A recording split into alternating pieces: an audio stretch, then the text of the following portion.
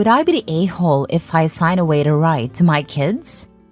I am a single mom of 2 wonderful boys. I honestly feel lucky about how they've turned out. They're both giants for their age, but so kind and sweet. I share custody with my ex-husband, Drew. We've been divorced for 5 years now. Every year, it's becoming harder and harder to support us. It's all my fault, and I don't know what else to do. I was with my husband for 14 years, married for 11. We got married relatively young and had kids soon after. I remember the last couple of years feeling trapped in my marriage. Life became very monotonous and boring. I felt resentment for missing out on my youth and not being able to join my friends on night outs. Drew and I grew apart.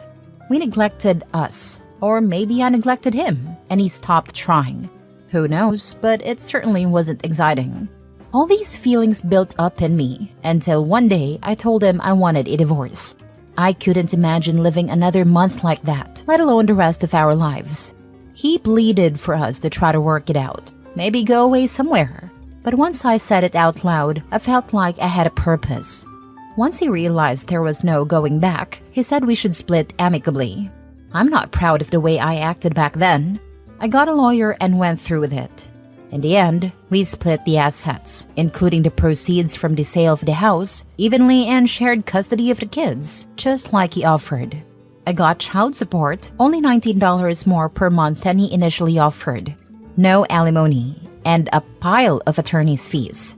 The first few months after the divorce was great. I had a good support system, plenty of babysitting options as everyone was trying to be supportive.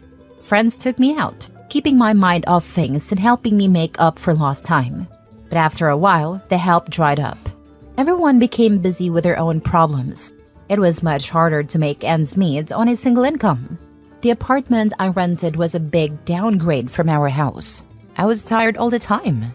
Whenever Drew had a boys, I would just end up watching TV and lying around instead of going out. I've had one semi-serious relationship, but it's extremely hard to meet men who are serious about building something. Drew became very distant.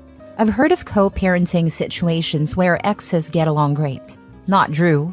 He'd never responds to my texts, unless it's about the kids. As the boys get older, they're enrolled in 3 sports each, and there are more and more expenses. I can't afford to buy them everything they need, not even half of it. Last month, I finally talked to Drew about it. I asked him to be more involved in their lives, especially financially. Drew flat out refused to contribute a cent more beyond child support and what he pays for when they're with him. I explained that I simply can't keep up with everything. He finally said they're welcome to stay with him full-time, and he'll cover all their expenses and be wholly responsible for them if I give him full custody and sign away my rights. He said I could still see them whenever I like, but I wouldn't have any legal rights. I know the boys would love to live with him. They're too nice to say it outright, but it's obvious that dad is the favorite parent. Am I the a-hole for even considering this? Would I be the a-hole if I went through with it? Edit? To answer some questions people have, yes. I have tried to talk to Drew about modifying the custody agreement. He refused any change to our current arrangement unless I sign away my rights. I also talked to Drew about increasing child support and told him I'd go to court. He said, "Go ahead, you'll end up with less." After last time, I'm very hesitant to go down that road. I don't want to tell the kids to drop an activity they love because I can't afford it. Now for the top comments. You don't sign your rights away. You can legally give him full custody with visitation. Then she also better be prepared to fork over child support. You're the a-hole. Why would your ex talk to you about anything other than the kids? He's your ex. Of course kids cost money. Get a second job if you need more money. Instead, you're looking to build a serious relationship with someone. Really? It sounds like you just want to dump your kids on your ex and pretend you're a teenager again. It sounds exactly like this.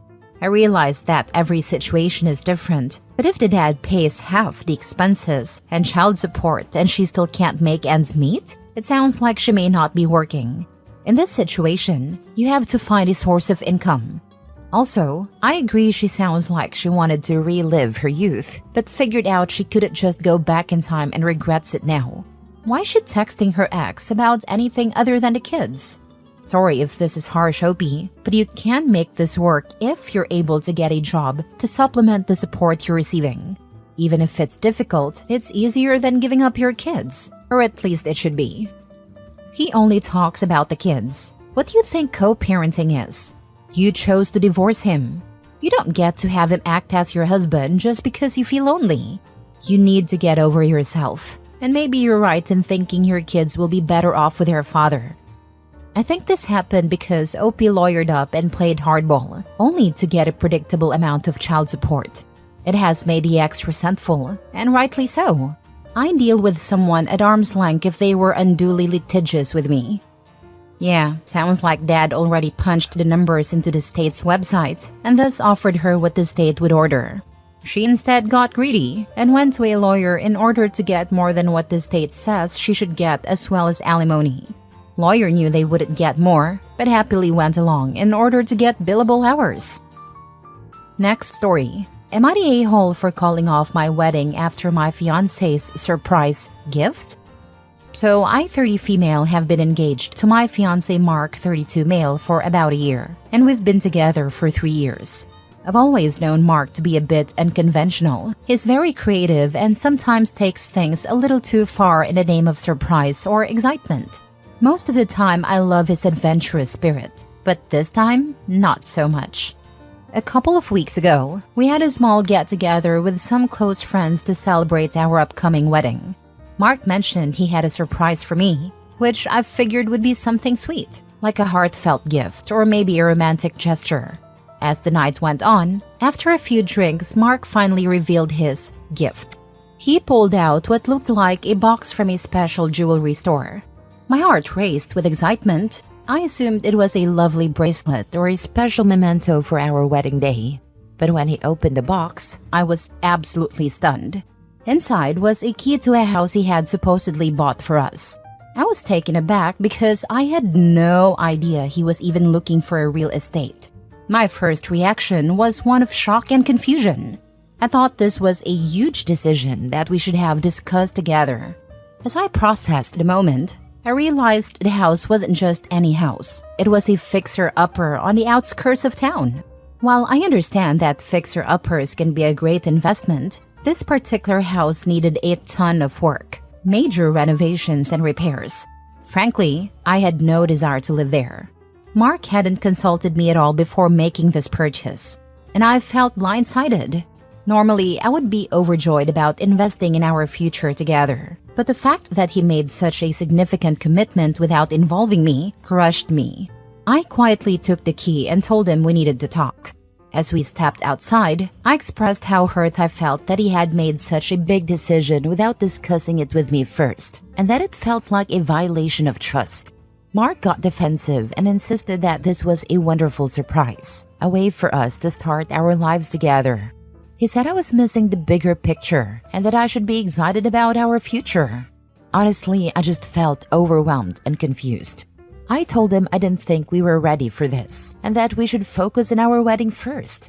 After a heated argument, I made a gut-wrenching decision to call off the wedding. Mark was devastated and our friends were shocked. I had just ruined what was supposed to be a happy night and I felt horrible. Since then, Mark has been trying to reach out, saying he wishes we could talk it over, but I can't shake the feeling that he disrespected my feelings and my input in our relationship.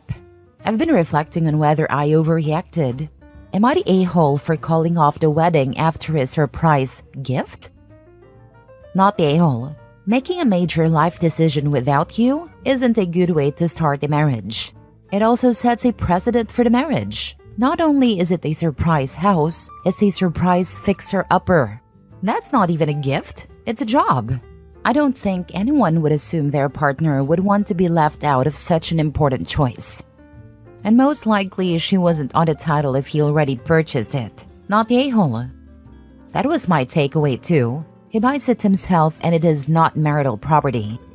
Correct me if I'm wrong, but if he bought the house without you, then it's in his name. He's the sole owner, but he wants you to help pay for the renovations? Nope, bad move.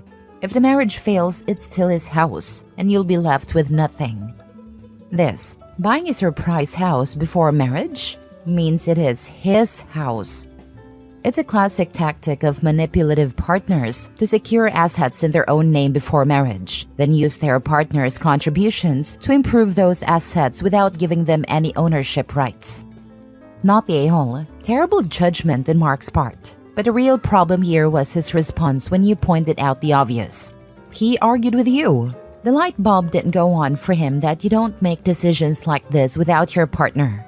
This is a sign that he'll surprise you with a new puppy, his brother moving into your house, or quitting his job to take out a loan for a family business, and then argue with you when you say it should have been discussed first. Plus, a fixer-upper sounds hideous. Exactly. Mark didn't just sign Opie up for a huge financial obligation she never asked for, but for a chaotic, messy life in a fixer-upper. Not everyone is excited by that. He took away her autonomy and demanded she be excited about it. My heart would have sunk, just like Opie's. Not the a-hole, and maybe this was just the wake-up call Opie needed. Next story. Would I be the a-hole if I leave the state, abandoning my family? I, 25 female, moved 3 hours away from home to live with my boyfriend, who was fortunate enough to land a government job, and 2 of our other friends about 3 months ago. This move was largely due to my mom, 61 female, consistently taking most of my money, leaving me with almost nothing to my name. She had surgery on her back this morning, so I took off work and returned home for 3 days to help her and take care of my high support needs autistic twin brother, 25 male. My 2 aunts, Amy, 63 female, and Beth, 69 female, and I were all under the impression that my mom would be discharged tomorrow morning. However, after the surgery, the hospital informed Aunt Amy that my mom wouldn't be released until the day after, due to the high level of pain she's experiencing. The issue is, I am due back at work that morning at 9 a.m. The day before her surgery, my mom dropped a bombshell on me. She said I owe her $6,000 before she will take her name off the car we co-own. I was 17 with no credit when it was first purchased, and the down payment came from my dad's life insurance. Between this demand, rent, and my upcoming car insurance payment, I cannot afford to take more time off work. Both my mom and aunts are calling me selfish for needing to go back home to work. They're insisting that I call in and request emergency family leave, which, to my knowledge, isn't an option at my company. They want me to stay and care for my brother. While it's true that he legally cannot be left alone, he attends a day program from 9 a.m. to 2 p.m. 4 days a week, including the next 2 days. This means my aunts would only need to watch him for a part of the day. I even offered to leave later in the day that I'm comfortable with, as driving in the dark in my new area is challenging for me. But this was also seen as not enough. I feel conflicted. While I don't want to potentially leave my brother without proper care, my aunts have already admitted they don't want to stay overnight with him. Aunt Amy refuses to stay at our house because of the puppy my mom recently got, while Aunt Beth claims she'll get sick if she spends too much time around my brother, citing the number of people he interacts with. At the same time, I have a life I'm working hard to build, and I can't afford to jeopardize my job and financial stability. So would I be the a-hole if I go back home to work and leave my brother in the care of my aunts for a day? Now for the comments. You have 2 aunts who can step in until your mother goes home. Go back to your new life. You will not be the a-hole. It's time your mother understands you are moving on. You're right. It's time for your mom to understand that you're an adult with your own life. You can't be responsible for her and your brother all the time. Your aunts are adults too, and they need to step up.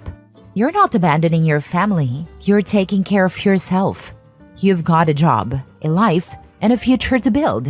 Don't let them guilt you into staying. You're not the a-hole here. Not the a-hole. Your mother has stolen more than enough from you. I don't even know why you would go back to help her in the first place.